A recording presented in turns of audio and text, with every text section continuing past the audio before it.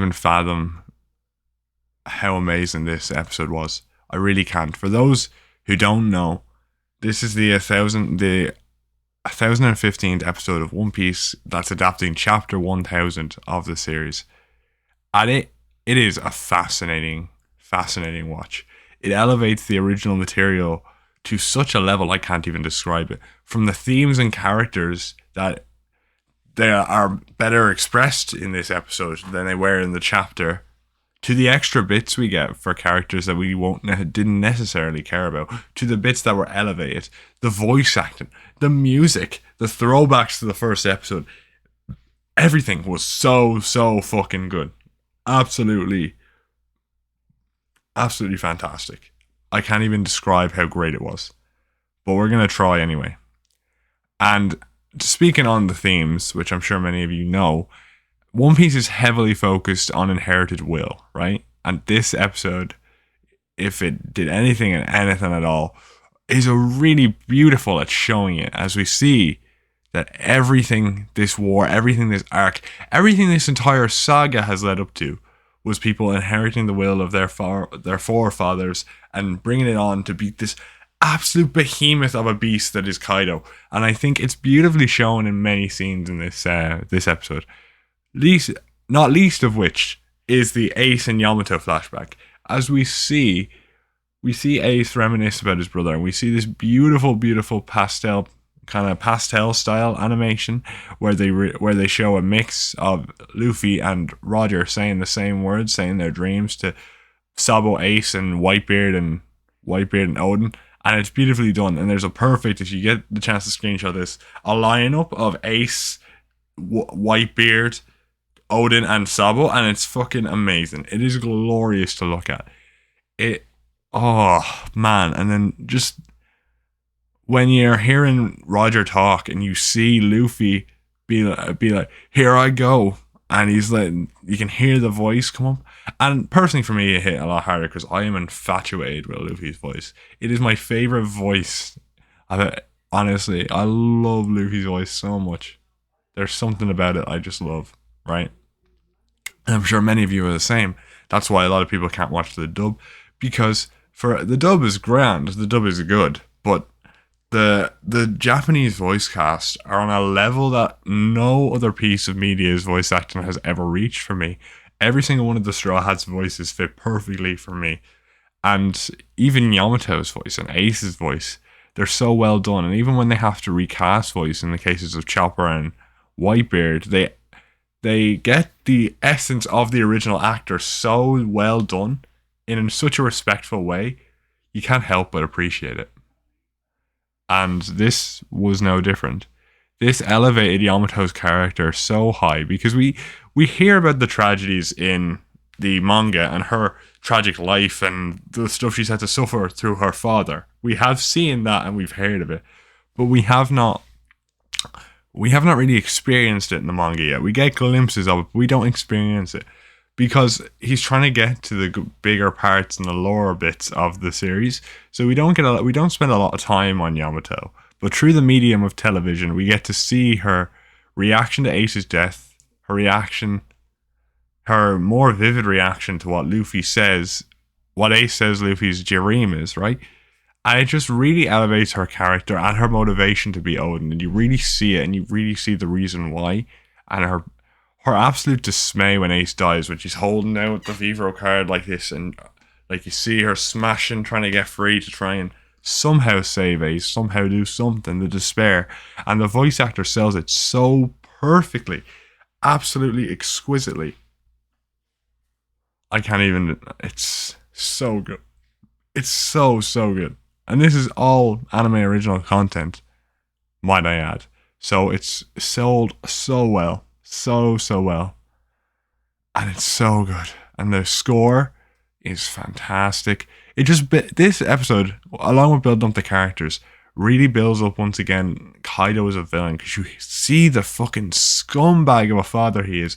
And every single person on this island who is on the ally side is fighting for some reason to get back at Kaido for what he's done to the nation. You see the Akaza 9's pain when Luffy gets up there.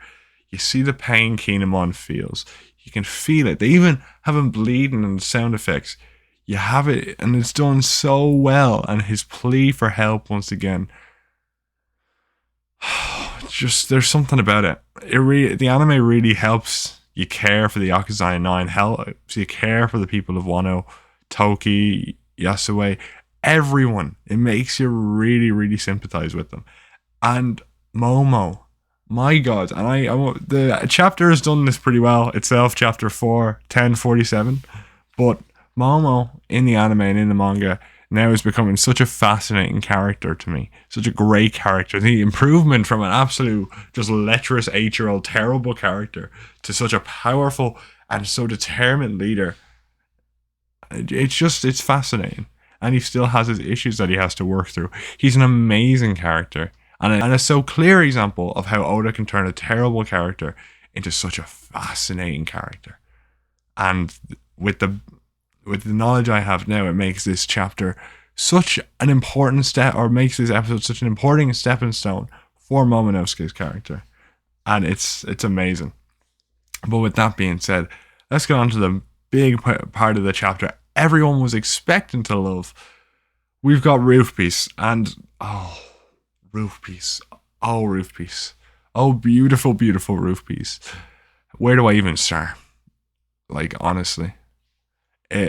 We get Kid and Killer coming up first, and I love this because it gives them a bit more characterization in Kid and Killer, because you can see when they're talking to Kaido, because they're the first to talk to Kaido, you can see like Killer's thing shaking, like his like scythe things that he has in his arm are shaking in rage, and then Kid, obviously he cares for Killer, and he's like, I know exactly how you feel. He's like, Killer, I know exactly how you feel.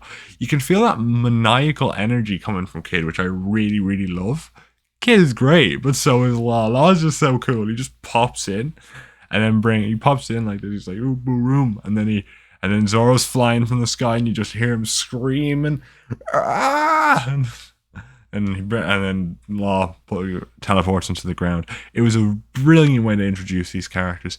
And then when Luffy comes in with a slam of a Red Hawk and just walks up, and you see the five worst generation members. You get that screenshot, and then Luffy just starts walking. He just starts walking past the 5 emperors. Such a wonderful, wonderful scene.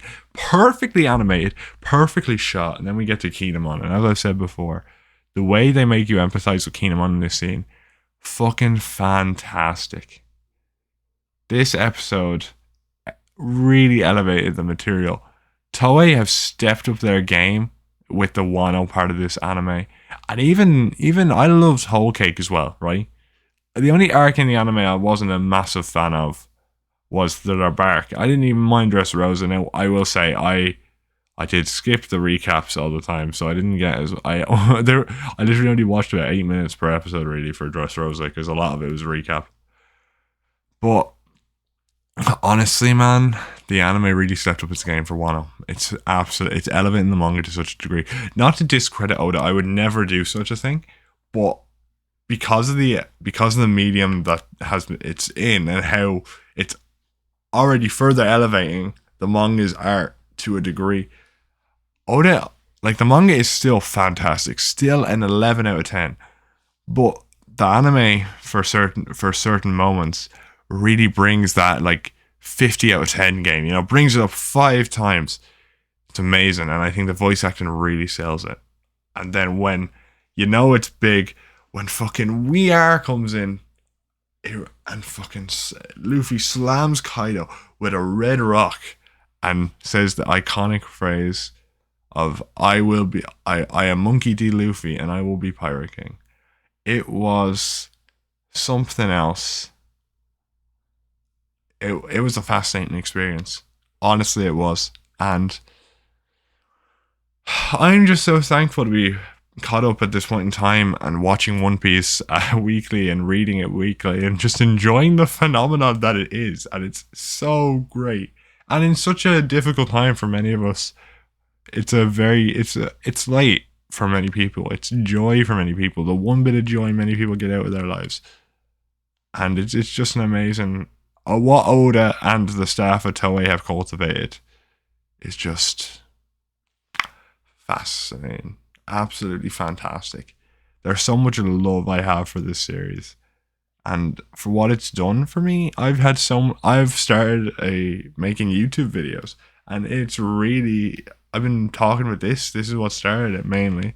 The first ever video I made that was part of my consistency streak after my first surgery was about chapter 1000, and now I'm making this video on the episode that's adapted chapter 1000, and just to see this episode and this chapter holds so much meaning to me, and I just love it.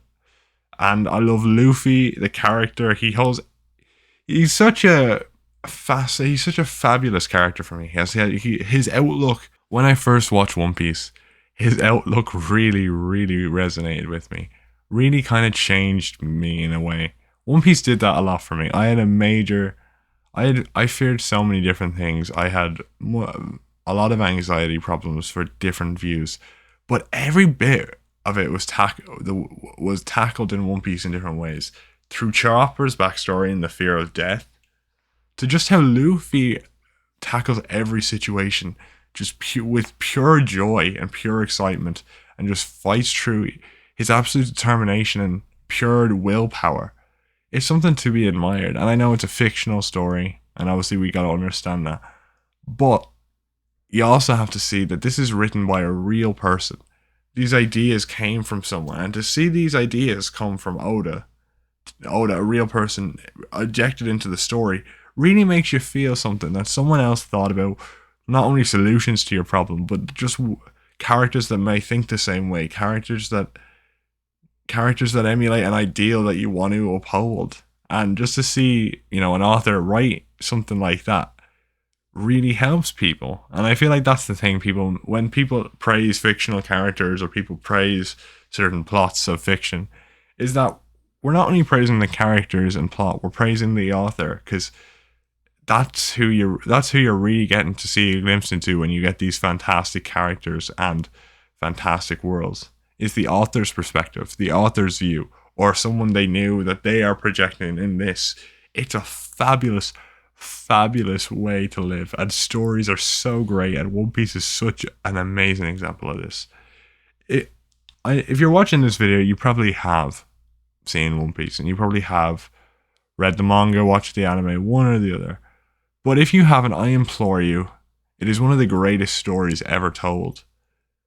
And no matter what you hear about it, whatever medium you decide to go through, whether it's manga, anime, I don't know, it is an amazing story, and it will hit you in ways you're not ready for. And I know it doesn't look like it will, but it really will.